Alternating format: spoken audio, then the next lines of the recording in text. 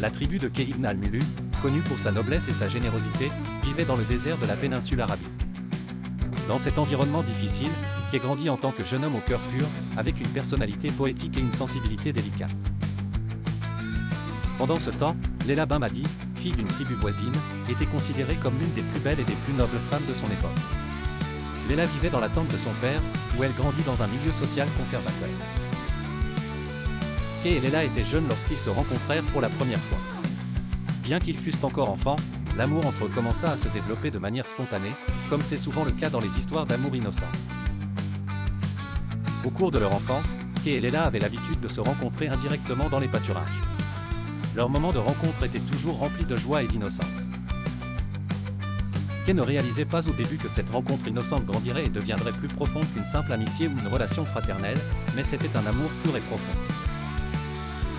Kay commença à remarquer la beauté et la délicatesse de Layla, tandis qu'elle remarquait sa tendresse et son amour sincère. Avec le temps, ce sentiment commença à se transformer en passion.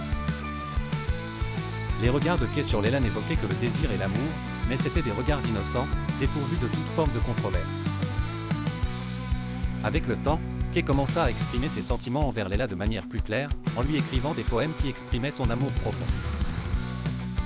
Kay ibn al-Mulu était un poète talentueux, et ses vers portaient en eux la douceur et la sincérité. La poésie était son seul moyen d'exprimer son amour éternel pour Layla.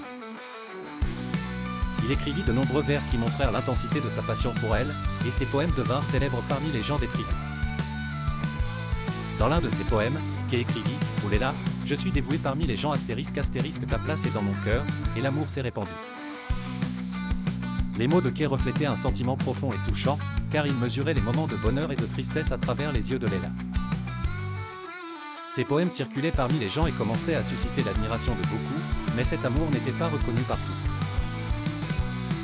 Malgré le grand amour entre Kay et Layla, les coutumes tribales et sociales jouaient un rôle crucial dans le destin de leur relation.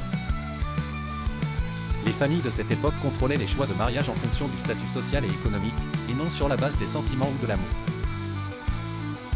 Bien que Kay insistât sur son amour pour Layla et lui chantât dans ses poèmes, le père de Layla avait décidé de marier sa fille à un autre homme.